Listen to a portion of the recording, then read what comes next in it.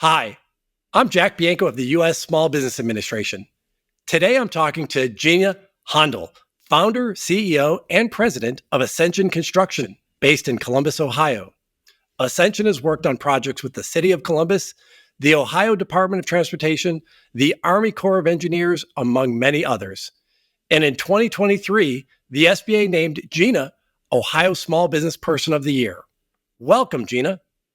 Tell me a little bit about a younger Jeanna, what you sort of aspired to be when you were talking to your parents, your grandparents, and what you might have sort of pursued academically at that time because of your future dreams. Really, young Gina just wanted to be a Power Ranger, the pink one. But really, it wasn't really until I got into high school that I really started to uncover engineering and construction and things of that nature. And so I think most like other kids, I just wanted to have fun. Honestly, even in high school, I remember my teacher asking me, I was taking a drafting class and I was pretty good at it. And he asked me like, what are you going to do? Like, are you going to college? And I'm like, yeah, I'm going. He's like, what are you going to do? I'm like, I'm going to run. He was like, but what are you going to do? And I'm like, the 200, the 400. He's like, Gina, what are you going to learn? What are you going to study? And like, literally, that was the first time it clicked or like anybody had ever asked me that question. I'm like, I don't know. And so, he kind of took me under his wing and started giving me like engineering literature. Like there's so many different fields of engineering. And I fell in love with civil. I love the idea of seeing things come from paper and being built in the real world. And so that was like the first thing that opened up my eyes into the world of engineering. That leads into a question of you're going down the civil engineering path, right? The world is wide open, a lot of job opportunities across the board, but you make a decision to pivot out of that and, well, not totally out of it, but to utilize that as a small business owner. So at that point in your career, were you working for a firm and you decided to pivot over to entrepreneurship? Tell me about that period and why you made that decision. So there's always a catalyst that happens that kind of makes you think that you want to do this. But before that, it wasn't like one morning I woke up, was like, I'm going to be an entrepreneur and I'm going to have a construction management company. That definitely wasn't the case. So I worked for quite a few different companies to gain experience in the field. I also got my MBA during that time as well. I took my professional engineering license and passed that. And so there was a lot of steps that went into preparing to start a business. But I think the main thing is that regardless of where I was working, there was always a part of me that felt like I didn't fit in. So whether if it was I was the only woman or the only African American or just didn't feel like I gelled. There was a lot of times where, this being a male dominated field, like I was a lot of times the only woman. And I just didn't feel that inclusivity, that familial aspect. You spend most of your time with the people that you work with. And so, to spend all that time and still not have any real connections bothered me. And I learned that, construction and construction management, you can teach people those skills, but trying to find a place, a home that embody all of those things was, I think, really what I was looking for. So although I was trying to create a company focused in construction management, I think I was really trying to create a space for inclusivity where your opinion matters, where your opinion is heard, and which those are the foundational things of the core of Ascension. So, respect, transparency. When I talk about transparency in my previous career, there was times where it's 2 weeks before the project that I'm working on is going to end, and I don't even know what my next assignment is. And so, however, companies have backlog, that they know what projects they're going after. And so sharing that information, just being open with your team, whether something good or something bad happens. I'll tell you a quick story to go with that regarding transparency. And so, unfortunately, we were defrauded. We were getting ready to purchase our first building and we were defrauded. I'll spare you and give you the high point. We got the money back, thank God. But we were defrauded and I went back and forth whether or not to tell the team. So like during that time, I'm hopping out of meetings, closed doors, eyes puffy because I've been crying. This is a lot of money. You know what I mean? Like might not have killed the business, but we'd have been back in the basement. So, that's a big thing. And so again, the idea of transparency, I decided, hey, you know what? I went around to every project site.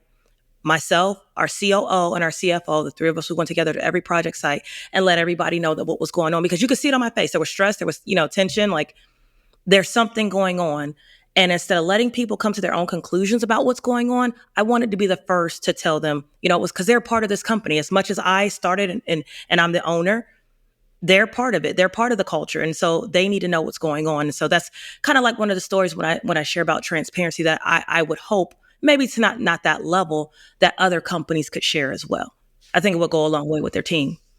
Yeah, thank you for sharing that. It had to be very stressful, but beneficial on your journey, but also your team building trust and other things. I definitely want to talk to you about. I do want to sort of ask about that early stage again. So you make the decision to jump into. You got the great technical background. You got some experience under your belt, and on your resume, you've probably got a network because you've been working in the field for a little while. But you've made this internal decision. But let me ask you about that. Was it an internal decision? Did you have early supporters or people saying, "Hey, Jeanna, no, bad decision. Stay with the steady 9 to 5." Or was everybody like, "Wow, if we know a leader, it's you. Go for it." Well, What was that reality check? It was really interesting. So obviously I kept it under wraps because I was still working. But I did speak to a few people and said, "Hey, if I start my own business, would you be interested in working with us?" And the answer was always yes. But then when it came time to start Ascension and, you start calling those people that were saying yes, now you're getting crickets. Like, you know what I mean? And so it's very interesting. The business plan that I created to essentially start the business with, it is so far different than what actually happens. So it's kind of like budget versus actual. You know what I mean? You forecast this is what you're going to do, but like how that actually looks was a very different thing. And so I think like what I did in starting off, I basically, like you said, I had, because I'd been in the field for a few years already, I made sure I had all the contacts. And the first thing that I did when we officially opened doors for Ascension, I sent out individual emails to every person that I knew in my contacts and was like, "I would like to reintroduce myself as Ascension Construction Solutions. We're this, provided capability statement. Hey, can we meet for tea, lunch, anything like that?" And so got great responses, but also really working to build a new network. And that's where a lot of the opportunities came in, is from those new connections that I was making along the way. So. Awesome. Yeah, you've done a wonderful job of it. So now it's commercial time, right? We haven't told everybody about the awesome projects that you work on.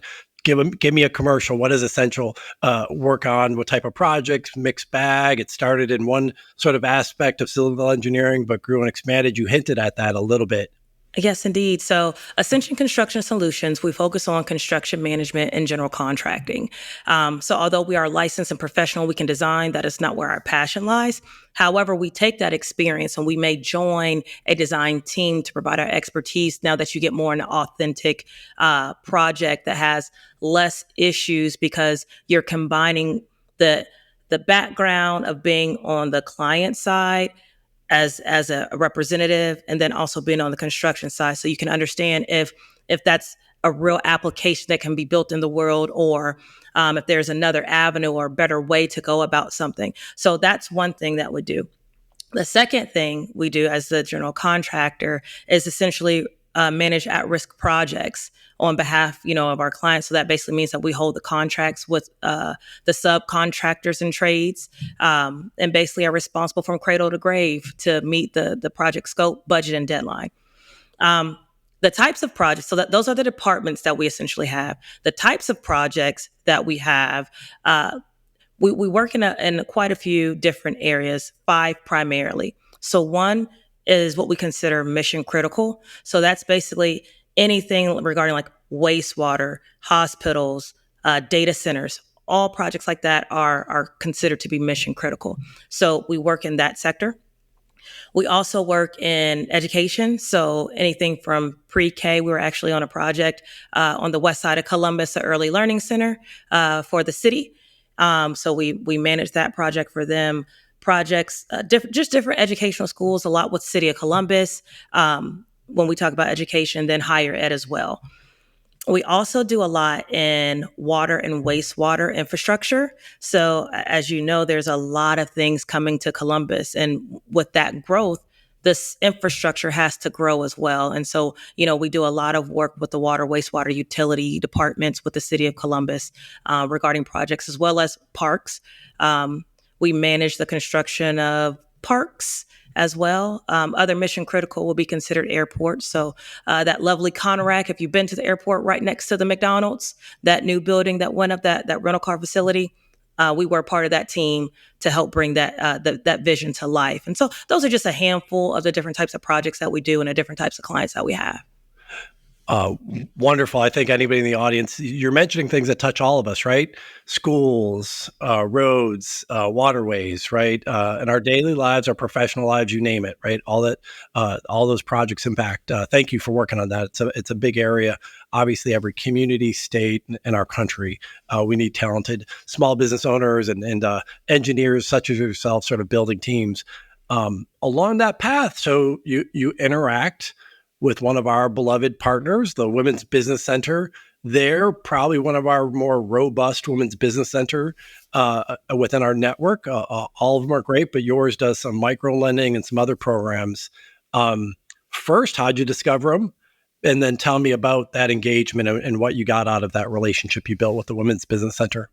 So, how I identified basically part of my research before starting, I wanted to know what resources were available to me to make sure that my plan, before I jumped, to make sure that my plan was solid. And the Women's Business Center came up top, and they were very helpful from reviewing my base business plan to providing other resources.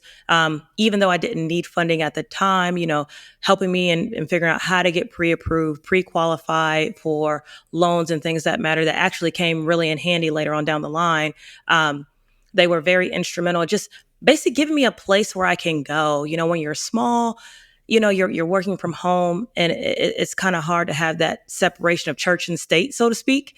And so it's kind of like I was always working nonstop because it was there. So every time I had an idea or something, so this kind of gave me a place where I could go, be around other like-minded people, share my ideas, and not have the fear of someone taking those ideas and using them as their own, actually like real true support. And I think that was the best part, the trust that was developed with the Women's Business Center and being able to utilize those services to help really catapult Ascension forward.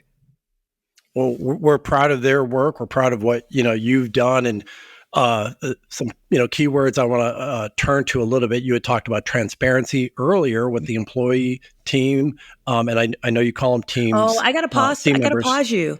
We don't call them employees. We're team members here. Yeah, and honestly, it's a big difference. Like, we all work together. Right now I get to wear the hat as a CEO, but in small companies, you wear a lot of hats. And so in 2 minutes, I might be wearing the hat of a project manager. And so my team, we work hand in hand. You know what I mean? And so it's I work for them, if anything. You know what I mean? So we don't call employees here. Everybody is a team member. We're all one family. Excellent point. I think especially somebody who's done a lot of the jobs, a lot of the technical components of your partnership that you've built there. But from that aspect, and you just mentioned with the Women's Business Center, you felt an environment of trust. You could do a lot of back and forth, leveraging that. Talk a little bit more about what you were just elaborating on, sort of the culture, which sounds like you wanted to build right off the bat. Some people deal with culture, in my experience, after the fact, after culture has gone askew, or they don't know why mistrust is happening or why people aren't on the same page. It sounds like maybe because of your experience that you mentioned earlier, but other reasons, your values maybe, that you wanted that built in early on, and talk a little bit to some of your colleagues who maybe underappreciate that and why it's so important to your success. I think if you don't have a vision or if you don't have values, it's hard to know where you're going to go. And it's hard to make decisions because you don't have a core focus. And so all our decisions that we make at Ascension are tied back to our core values of respect. And so having that really helps, because you get a lot of noise. You might have opportunities like, hey, here's this project. We should go after this. We should go after that.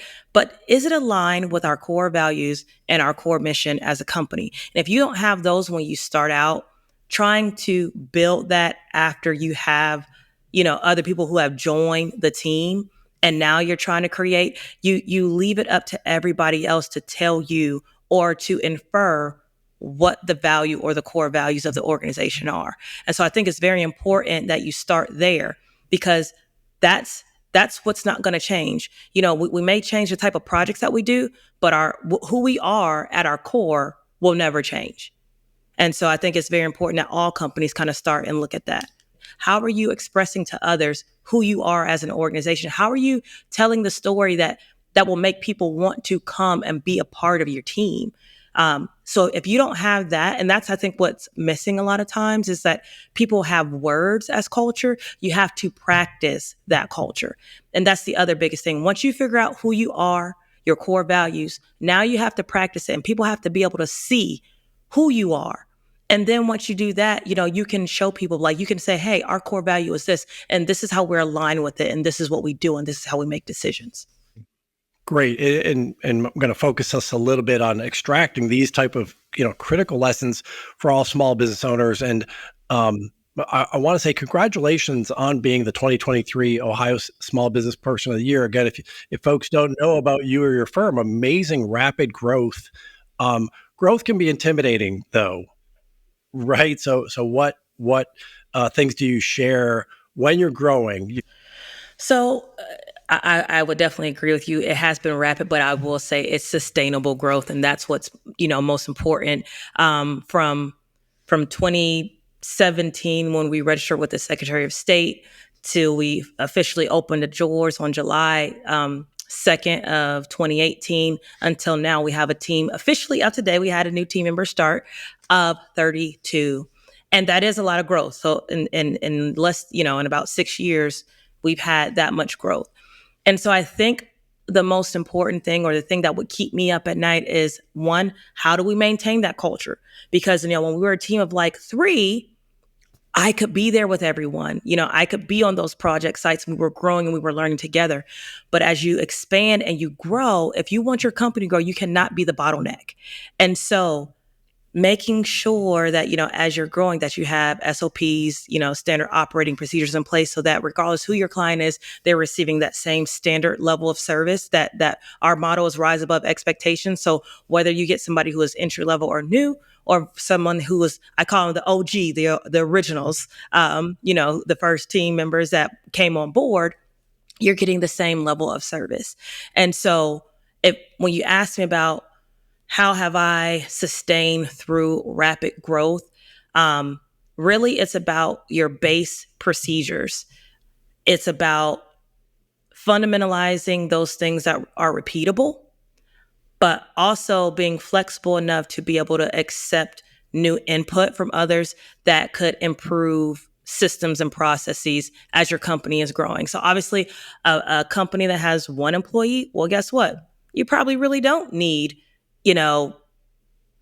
insurance and health benefits and things like that. But like, when you are a team of this size and with the growth, and you want to be competitive in the market, you have to make sure that, you're set up. So like, the things that I would definitely recommend for people who are going through rapid growth, look at now, but look at where you're going to be in a year from now. And when you look at that, that's what you need to be shooting for. So if you're saying, hey, I might have 10 team members by the end of next year, okay, what does that look like? Do you need to be able to provide health benefits? Okay, what are the services, that you can utilize to, so for instance, the chamber, they have access to I call it access to the power of the chamber. So instead of looking like a 10-person company to insurance companies, with the power of the chamber, it looks like thousands. So you're able to provide that high level of insurance for, a very economical cost. And that's what people need, right? I definitely say, when you're having that kind of growth, you need to be more decisive. And you need to be more matter of fact. So I like to go at everything as an open conversation, but sometimes that leads to a spider web that you did not plan to weave. And so sometimes when you get larger, it can't be a discussion. It kind of has to be, this is where it is, but I'll be happy to answer any questions with that. And you have to be prepared for those changes. Other things, like if you're growing and now you're a 50-person company, well, 50 is granted, it doesn't seem like a lot, but 40 to 50, there's a lot of things that change. FLMA, there's a lot of triggers that happen once you hit that magic number of 50. And so really it's about the research and trying to be as best prepared for that catalyst, for that growth, to make sure that you're staying ahead of it. And so because you can get buried, so you're still managing your company as it is. And even at this point, you still may be working in projects. So you're wearing a lot of hats.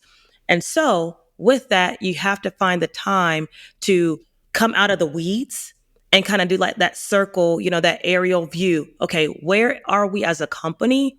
Where do we need to be and how can I get us there? You set up a plan and then you go back down in the weeds and you start working, but you're working with this. You gave yourself timeline to be able to, meet these deadlines. And I think that is probably the biggest thing that I will offer, companies who are experiencing, great growth, is that you have to try to stay in front of it as best you can. God, yeah, we hear a lot of different sort of terms associated with that. First, you're working in the business, then you're working on the business. And as a small business owner, it's a delicate balance. You need to stay fresh too as a leader. You've got a lot of great team members too. So how you as a leader stay fresh. So all great points. I got two sort of quick items for you. I appreciate so much your time. I truly know our entrepreneurs out there have busy schedules. So any time you can spend with us and share your experience is truly appreciated. One of the questions fairly quickly, and it deserves its own full discussion, but with a team hovering at about 50, diversity of experience, diversity of background, building the transparent and inclusive community and culture you have there. Any quick tips on why that's really propelled you into the opportunity to grow when you have that diverse type of workforce and team talent base? So statistically, when you talk about diversity, the first thing that people want to think of or it comes to mind is skin color. And that's not the only thing that means diversity. It's diversity of thought. People from different backgrounds have different experiences. They approach a situation or a challenge differently.